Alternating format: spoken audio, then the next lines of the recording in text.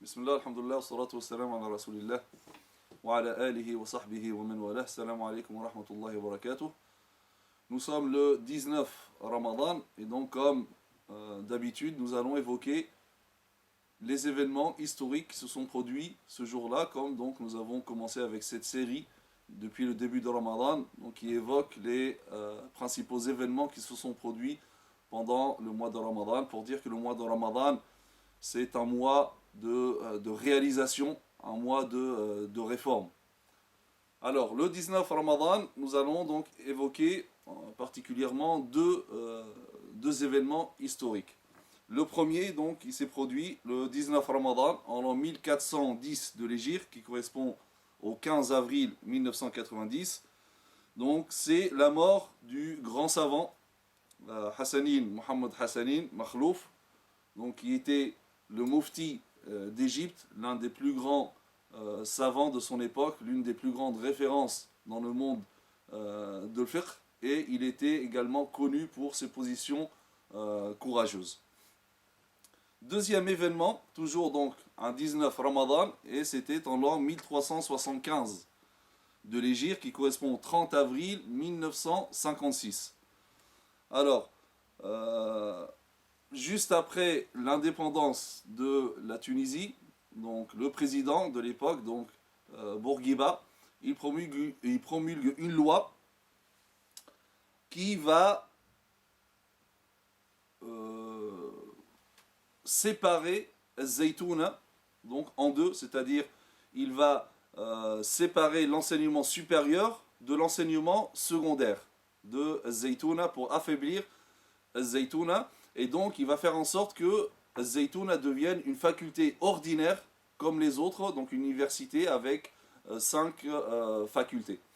Alors, Zaytouna, bien sûr, on va essayer de parler aussi de l'histoire de cette mosquée.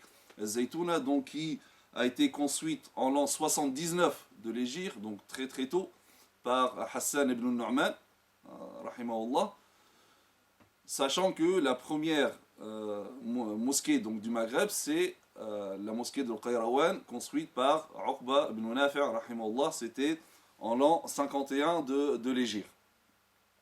Donc en 79, donc, il y a eu lieu la construction de la mosquée Zaytouna, et c'est en l'an 116 de l'Hégire que un certain donc, Abdullah ibn Habhab, qui a reconstruit donc, cette mosquée sous la forme finale, bien que bien sûr la mosquée actuelle a subi donc des améliorations, des agrandissements de plusieurs sultans.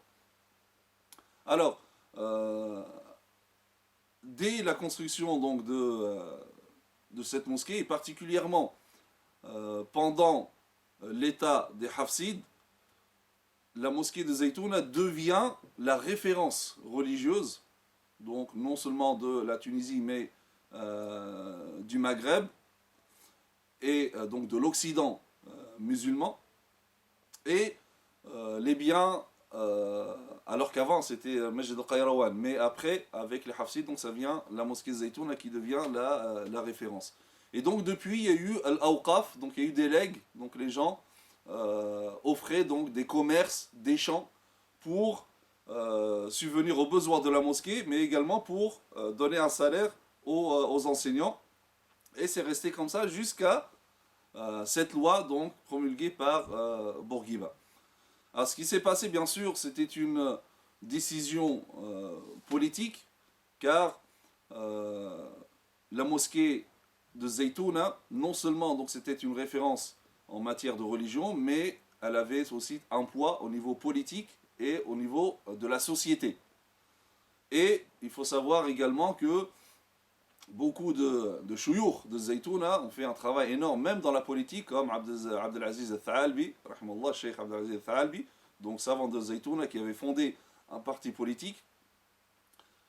Et également Al-Fadl bin Ashur, donc, qui est le fils du grand Mohammed Tahir bin Ashur, son fils aussi, qui était un très très grand savant. Lui, il a fondé donc le syndicat des travailleurs tunisiens.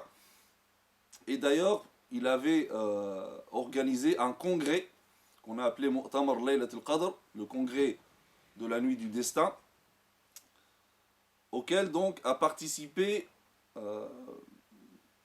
toutes les tendances politiques du pays, et la revendication était claire, donc c'était l'indépendance de la Tunisie. Donc, les chouyours de Zaytoun a commencé à avoir un poids donc très fort dans la politique, et surtout qu'ils ont soutenu donc Salah Ben Youssef. Salah Ben Youssef, c'était l'un des plus grands opposants de Bourguiba. Et d'ailleurs, hein, même le congrès dont j'ai parlé, il a tellement gêné Bourguiba que même après et même avant sa destitution, comme vous savez, etc., jamais il n'a abordé ce congrès. Et donc, je disais également, donc, l'un des plus grands opposants de Bourguiba, donc, dans la politique, c'était Salah Ben Youssef. Et donc, ils avaient des désaccords très profonds, hein, par rapport à la politique. Et les savants de Zaytouna et les étudiants de Zaytouna, eux, étaient plutôt pour Salah Ben Youssef. D'ailleurs, Bourguiba a fini par donc, assassiner Salah Ben Youssef. Et donc, pour asseoir son pouvoir, donc, il fallait affaiblir Zaytouna. Donc, il a commencé à annuler tous les legs. Donc, les legs, c'était fini. Donc, Zaytouna ne pouvait plus s'autofinancer. Et il a séparé, désolé, il a fait en sorte que Zaytouna devienne tout simplement une université comme les autres, en la coupant de sa base, qui est donc l'enseignement secondaire. Et couper Zaytouna de son enseignement secondaire, qui est aussi Zaytouna, c'est comme couper les racines d'un grand arbre qui nourrit cet arbre. Donc l'enseignement secondaire, c'est ce qui nourrissait, et c'est ce qui faisait la force de Zaytouna. Donc, il a enlevé l'enseignement secondaire de Zaytouna, et donc il l'a affilié à l'enseignement national d'une manière générale. Donc, il a enlevé ce côté religieux, donc appartenance de cet enseignement-là à Zaytouna. Et, désolé. Et deuxièmement, donc, il a fait de l'université ou de l'enseignement supérieur, donc, à une simple université. Le but, donc, c'était d'affaiblir Zaytouna et d'écarter Zaytouna du domaine de la référence religieuse, du domaine politique et même du niveau de la société.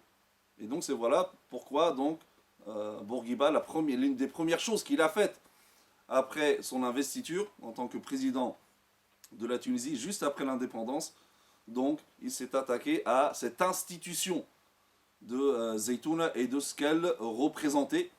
Et c'est ce qu'il a réussi à faire, malheureusement.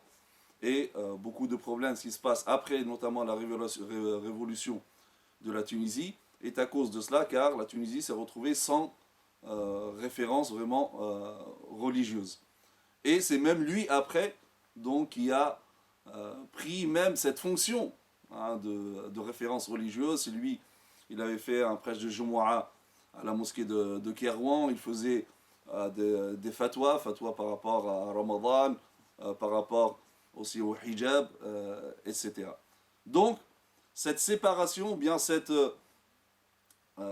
anéantissement de cette institution qui est Zaytouna, donc ça s'est produit donc le 19 Ramadan, en l'an 1375 de l'Hégire, donc qui correspond au 30 avril 1956.